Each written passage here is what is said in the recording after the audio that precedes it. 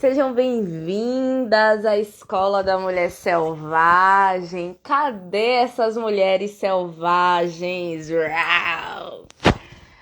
Enquanto o pessoal vai chegando, vou apresentar, né, essa live de hoje, porque ela é o retorno de um longo recesso de inverno que a Escola da Mulher Selvagem entrou, né? Porque a mulher selvagem que protagoniza nessa escola, ela também fez esse mergulho para dentro. Sejam bem-vindas, Luísa, Ilane. Sejam muito bem-vindas. Muita gratidão por vocês estarem aqui. Hoje eu convidei uma mulher. Vocês estão me ouvindo bem? A imagem também tá chegando legal? Me dão um sinalzinho aí se tá tudo ok, tá? Essa live de hoje, ela é muito importante. Tem uma convidada super especial. Hoje eu vou ser mais mediadora dessa conversa, tá? Mas Oi, Sinara! Que massa, que bom sua presença aqui. É um tema muito importante pra gente nesses tempos em que estamos vivendo, né? Doutora Adriana, ela é advogada, ela é militante das causas femininas, das causas LGBT, também é defensora dos animais. Eu tenho muita gratidão por ela ter aceitado esse convite, porque é a reabertura desse trabalho que eu faço aqui no Instagram, né? E aí, para vocês que talvez nunca tenham conhecido esse trabalho, eu vou apresentar enquanto a Adriana não chega. Vou até mandar a live para ela ser obrigada, obrigada. Eu também tô me sentindo muito linda, não vou mentir. Começar apresentando o que é a Escola da Mulher Selvagem, né? A Escola da Mulher Selvagem, ela é um projeto de educação sexual e menstrual para mulheres, homens, adolescentes, idosas, né? No intuito mesmo de reeducar, partindo de novos princípios, né, de consciência, de não repressão da nossa sexualidade, das nossas escolhas de vida, dos nossos limites, da nossa presença do mundo. Muita coisa acontece quando... Seja bem-vinda, Karine, gratidão pela sua presença. Massala Natureza, seja bem-vinda também, ou bem-vindo, não sei quem está do lado daí, mas que todos vocês sejam bem-vindos, todas, todes, todos. Então, a Escola da Mulher Selvagem, ele é esse trabalho de educação sexual e menstrual com o intuito de nos emancipar dessa educação repressora, dessa educação castradora, porque o abuso, ele começa nesse processo de educação onde a mulher ela não aprende a dar limites, tá? Eu sou Bruna Narri, eu sou psicóloga, eu sou terapeuta holística. A minha especialidade é em saúde da mulher. A nossa convidada já chegou e eu já vou chamar ela, porque hoje quem vai brilhar aqui nessa escola é ela. Eu tô só como mediadora. Você não tem pedidos para participar. Deixa eu ver como é que eu faço aqui para botar convidado. Então, a minha militância também é feminina. Não que... Oi! Oi! Boa noite, doutora Adriana. Deixa eu só levantar aqui. Tá eu passando os filtros aqui para botar um filtro na cara, tá? Para ficar um pouco melhor.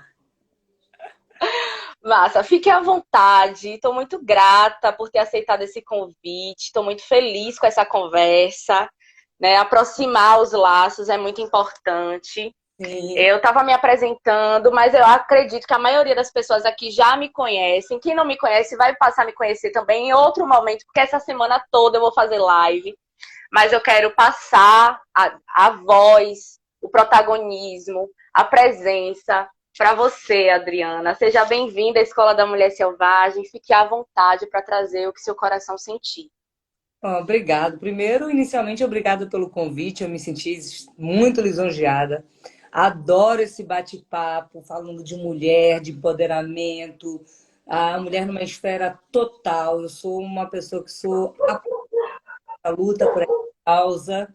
Meu nome é Adriana Cardoso, eu sou advogada, sou militante da violência, combatendo a violência doméstica feminina, os casos terríveis que a gente cada dia mais que a gente vai poder tocar um pouco nesse assunto. Também batalho nas causas dos animais, dos LGBTs, intolerância religiosa, racismo, enfim. Eu sou na acessibilidade, eu sou da pessoa que eu sempre combati muito, né? As minorias. E hoje também estou entrando na esfera política, que é onde de fato a gente tem, a gente é mais forte para tomar certas decisões, que estou saindo também como candidata a deputada federal. Graças a Deus. E a deusa. Precisamos, eu realmente não acredito em um sagrado feminino ou qualquer ação que esteja desarticulado da política, porque é nesse âmbito que as decisões mais importantes da esfera humana são tomadas, né? Então, o tema dessa live é abuso contra a mulher, né? Mas fique à vontade. Vai ser um Você papo. tem experiência com isso? Tenho bastante experiência. Em que sentido você fala? Profissional ou pessoal? Ó, eu nunca, na verdade, violência física, eu nunca sofri de fato. Eu estou mandando aqui os aviãozinhos pro pessoal, chamando o pessoal para participar. Que é Massa, também vou fazer importante. isso. A gente, numa live que a gente bate um papo como esse, a gente chama bastante pessoas, né? Porque é um assunto muito pertinente. Uhum, Na verdade, eu, Adriana, nunca sofri violência física. Porém, uhum, já sofri violência psicológica, emocional, patrimonial, porque assim as pessoas se apegam muito, né, a esta situação física, não é só isso, é uhum, uma gama de violência. Mas eu já vivenciei muitas mulheres, principalmente depois que eu comecei a trabalhar como advogada, porque antes de ser advogada eu já fui um milhão de coisas, já fui empresária, já fui DJ, já fui motorista de transporte escolar, enfim, baloeira. Então, assim, eu já presenciei muitos casos. Na época, inclusive, a gente nem podia denunciar, e hoje é uma coisa que qualquer pessoa pode fazer, ainda que não esteja vinculado às pessoas. Por exemplo, se tiver um vizinho, uma vizinha sofrendo, você pode sim chamar a polícia, você pode prestar uma queixa, você pode denunciar. Mas é exatamente isso. Graças a Deus eu nunca sofri violência física, mas já vivenciei outras e uhum, já também presenciei várias. uhum. Sim. E como é que a gente poderia falar para essas mulheres e homens que estão nos assistindo? Como identificar a sutileza dessa violência, por exemplo, psicológica? Você também mencionou a patrimonial, que é algo que eu desconheço. Se puder falar também um pouquinho disso, seria bacana, porque eu acho que tem pessoas que também nunca ouviram falar sobre violência patrimonial ou psicológica. Certo. Bom, a violência a gente tem em várias esferas. A física, todo mundo sabe que é agressão física, né? Nós Uhum, temos a patrimonial, por exemplo, é quando a outra parte, a gente hoje não trata só de homens, né? Porque mulheres dentro de um relacionamento feminino também pode ter esse tipo de violência. A patrimonial é quando aquele outro que tem um poder aquisitivo maior se utiliza disso para prender a vítima. Se utiliza. Isso aí eu vivi no próprio casamento dos meus pais, por exemplo. De tipo, meu pai brigava e pegava a chave do carro. Como se fosse um castigo. E hoje em dia a gente vai muito mais além disso. Tem muitas pessoas que acabam donas de casas que não trabalham, o homem deixa de pagar uma luz para faltar energia, deixa de colocar comida, bota restrito, não permite que ela usufrua da TV. São coisas desse nível, desse nível. É ligado a patrimônio, é ligado a financeiro, entendeu? O Brasil, ele é é o quinto país que mais tem violência contra a mulher, que mais tem Uhum, feminicídio. Nós estamos em uhum, quinto lugar dessa proeza. E uhum, veio a Lei Maria da Penha que nos trouxe um pouco de proteção. Infelizmente, não uhum, tanto como a gente gostaria, né? Aí, continuando, né? Nós temos a violência psicológica, por exemplo. Aqui eu tô com um gato aqui em cima de mim, olha pra cá, onde ela tá. Ela não quer sair. ai, que delícia. A psicológica é aquela conduta que traz um dano emocional, que fere a autoestima Uhum, da mulher. Olha só, nós temos algumas, né? Eu tô falando da psicológica, como ameaça, constrangimento, humilhação, manipulação, aquele isolamento. Você não vai sair com suas amigas, você não vai ver sua família, esse tipo, perseguição, insulto, chantagem, toda essa está enquadrado no psicológico. Porque assim, a Lei Maria da Penha, ela traz um rol exemplificativo. Física, uhum, psicológica, emocional, patrimonial, sexual, certo? A sexual a gente sabe que ela é mais fácil de você entender. Porém, muitas pessoas acham que precisa ter a. Peraí, minha filha. A sexual, a gente acha que precisa ter a relação carnal e não precisa.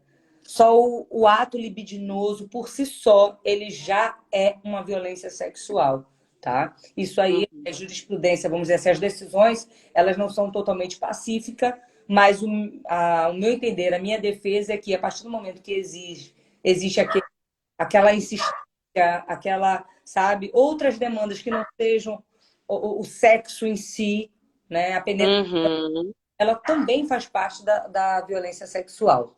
Aí nós temos a patrimonial, como eu já tinha falado, temos a moral. O que é violência moral? É quando a outra pessoa faz calúnia, difamação, injúria, está dentro do contexto de violência moral. Então, assim, dentro você vê que são vários tipos de violências que a gente sofre a todo tempo. E isso aqui é só um rol exemplificativo, porque existem uhum, muitas outras nomenclaturas no qual a mulher é violentada, é agredida, e que não estão na lei, exatamente. E nem uhum, deixa de ser violência. Por isso que o rol é chamado exemplificativo, e não taxativo, uhum, porque é só um exemplo. Eu uhum. tô falando boa noite a todo mundo aí, viu, gente? Só que eu tô sem óculos, muito bem, não. Eu também tô sem óculos, Mas mas eu tô pegando a visão aqui que tem um fã-clube seu aqui, viu, doutora Adriana? Tem uma galera que curte muito seu trabalho. isso é bacana. Se alguém quiser fazer pergunta, vou até falar. Tem aí um. Como é o nome daquilo? Um acento. Como é? De pergunta. Tem, adicione um comentário. Você Aí faz. é só. E no final a gente pode estar trocando alguma ideia, alguma dúvida que vocês têm. Agora é dúvida, Uhum, gente, não é gracinha, tá? sim, mas trazer esses exemplos, né? Eu, por exemplo, já vivenciei também essa questão da violência patrimonial, mas está tão naturalizado que a gente nem encara como uma violência. A cultura. E aí, como conversar sobre isso, né? A cultura machista, misógina, ela faz com que a gente ache que é natural. Uma coisa que não é de natural, não tem nada, sabe? Mas a gente se acostumou a vivenciar. O patriarcalismo, ele faz com que as mulheres estejam sempre atrás dos homens e não ao seu lado. Uma das minhas brigas, né, como na política, inclusive, porque assim, eu sempre tive essa briga na minha profissão, eu sempre exigi que a minha voz fosse ouvida, eu sempre exigi que se ele tem um salário assim, eu também tenho que ter, porque isso tudo, né, são as desigualdades devido à nossa cultura, de fato. E a gente precisa desmistificar isso, a gente precisa, na verdade, reeducar a sociedade. Porque sem a reeducação da sociedade, a gente vai continuar vivendo esse mesmo mundo. um mundo que é machista, um mundo que a mulher sofre, um mundo que a mulher não tem um poder de fala, não tem o respeito do outro. Né? Nós estamos conversando exatamente hoje, num dia que aconteceu 4 casos bizarros. Um deles me chocou. Todos me chocam, todos os dias, por mais que eu já esteja acostumada a vivenciar isso. Mas foi o do rapaz, da mulher que estava com a medida protetiva. O que é medida protetiva? É o que a gente consegue após algum tipo de violência na justiça, para que a pessoa que agrediu não se aproxime 500 metros. Então, ela já estava com essa medida, ela fugiu para São Paulo, o ex-marido foi atrás, eles tinham um filho, salvo engano, de 4 anos, ele com uma R-15, que é uma arma de uso do exército, porque ele era CAC, então ele tinha esse acesso, e matou ela e o filho. Sabe? Agora passou no jornal, estava vendo o jornal, teve uma que saiu queimada. Então, assim, se a gente não começar a tomar uma providência para reeducar, reestruturar nossa sociedade, eu não sei qual vai ser o futuro. Porque explodiu. Principalmente, né, depois da pandemia, a gente teve um aumento gritante. 2020 para 2021 foram 100 mil casos. Dentro deles, estupros de vulneráveis. Então, assim, a coisa está fora de controle. Entende? Então, a gente precisa desmistificar aquela historinha. Você começa a namorar, o cara, a mulher, sei lá, a pessoa fala para você: não quero que você vista isso. Você parece isso vestindo aquilo. Você tá com a cara toda pintada. São detalhes que você na hora não se importa. Mas são indícios de pessoas que não têm controle emocional de seus ciúmes, de sua posse.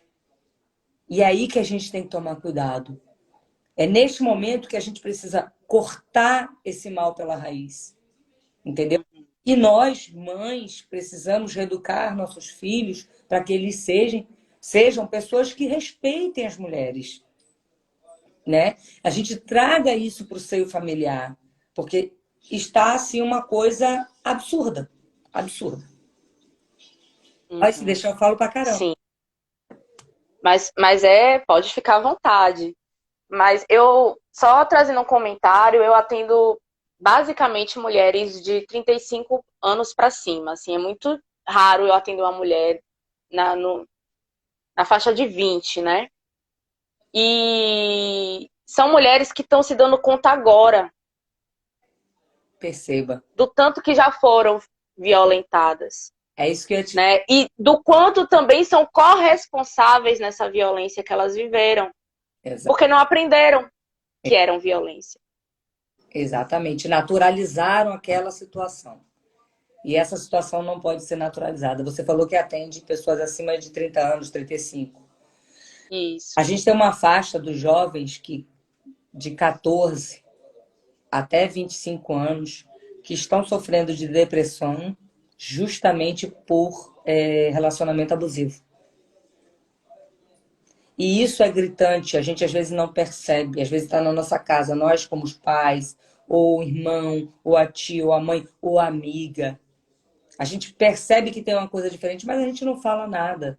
A gente não se envolve. Porque a gente tem essa mania de melhor não se envolver, sabe? Mas a situação está chegando a um ponto que você vê.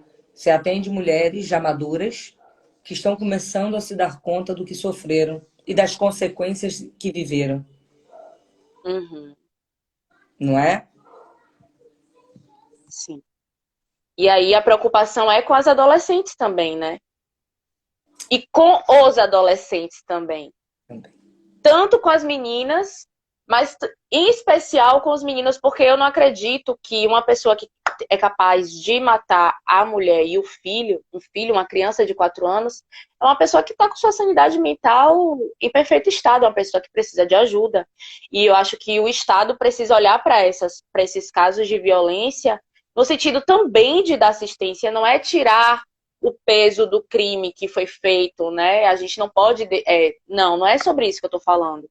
Mas considerar que o masculino, assim como o feminino, está adoecido. E que não é só sobre prender Mas como interceptar que isso continue por mais quantas décadas e séculos? A gente vive o patriarcado desde a Idade Média.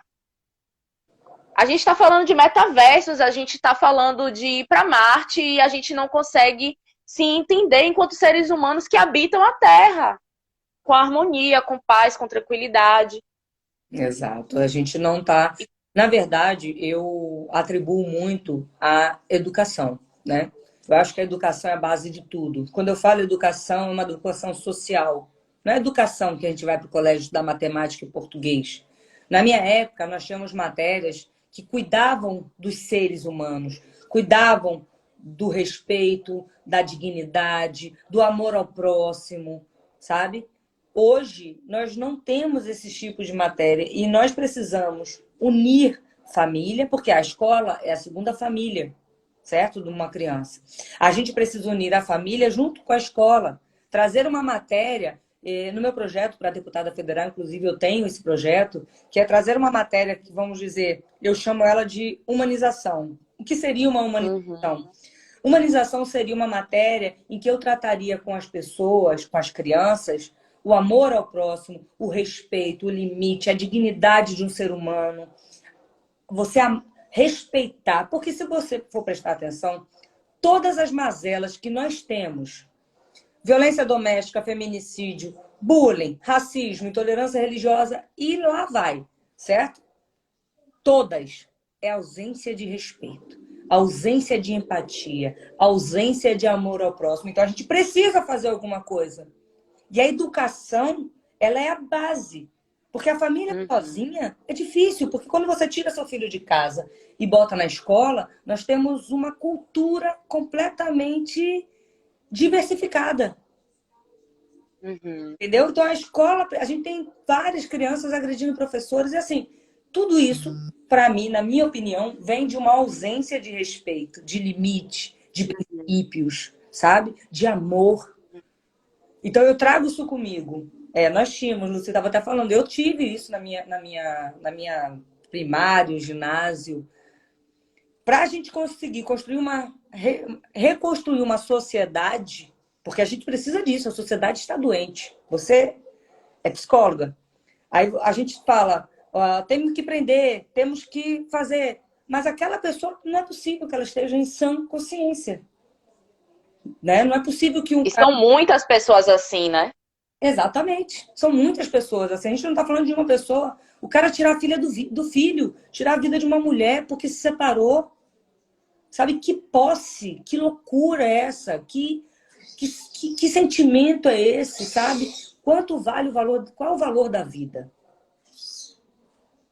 Tem que se perguntar qual é o valor da vida. As pessoas estão brigando e matando por nada. Por um jogo de futebol, por uma discussão no bar, por uma discussão no trânsito, o cara arrasta uma arma, atira se não tiver arma, enfia uma faca, mete uma pedrada.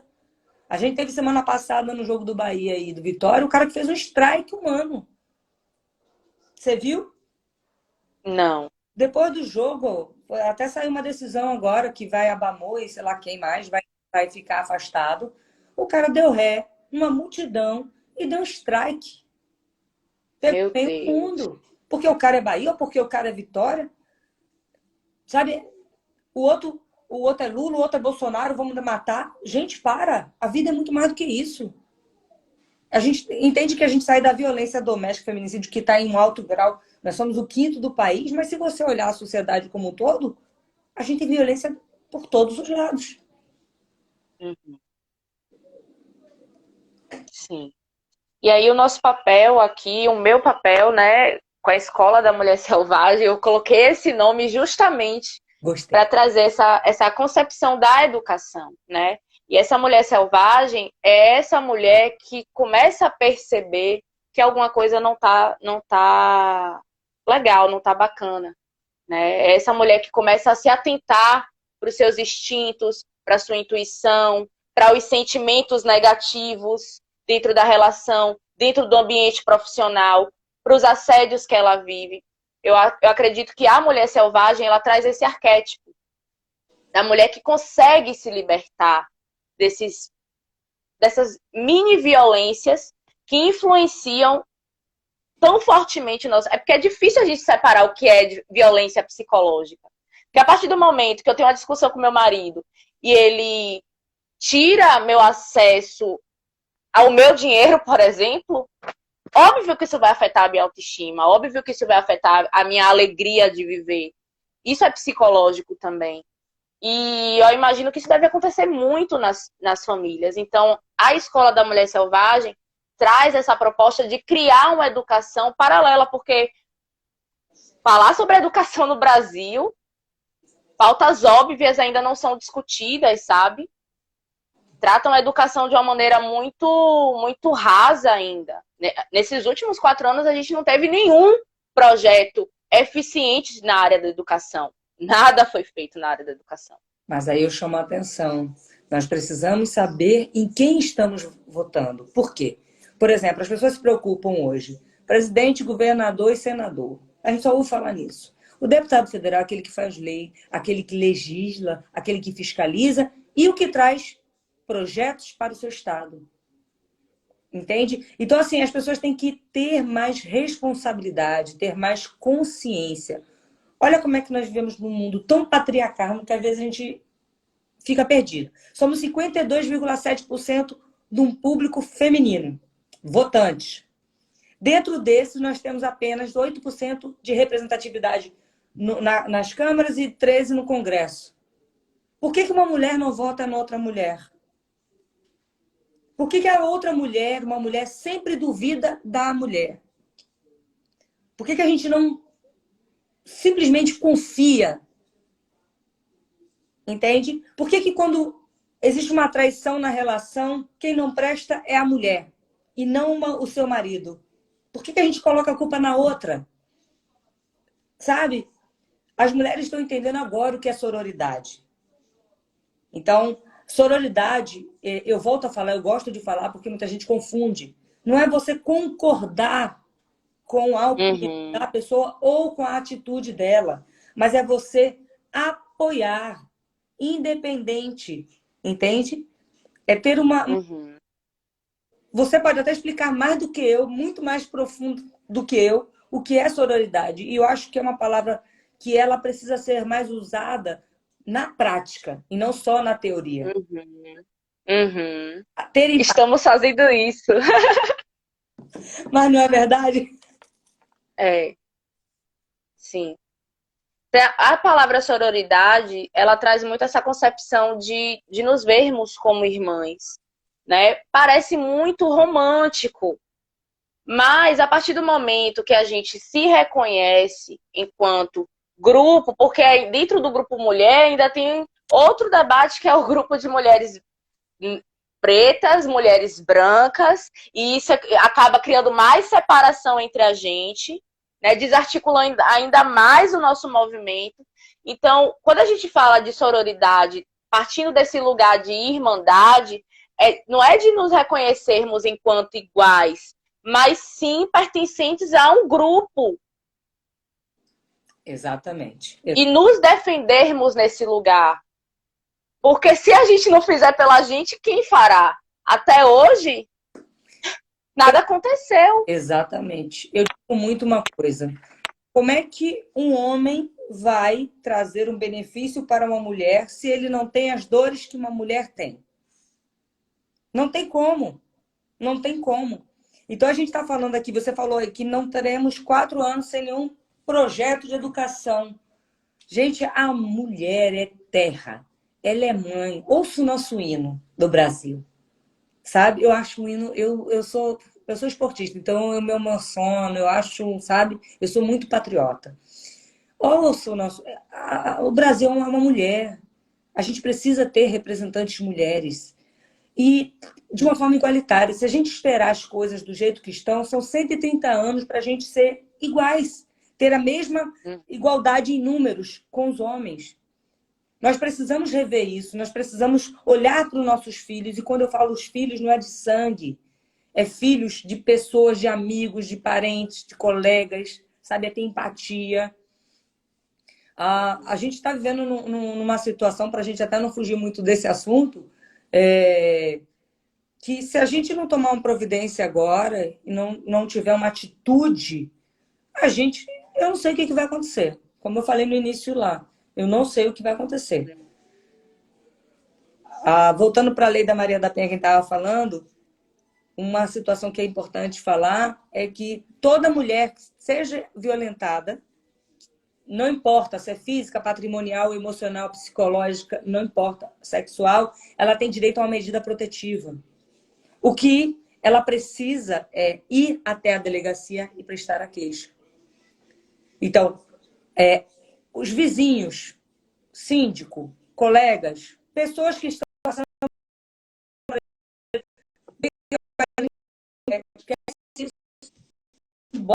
botam tudo e essa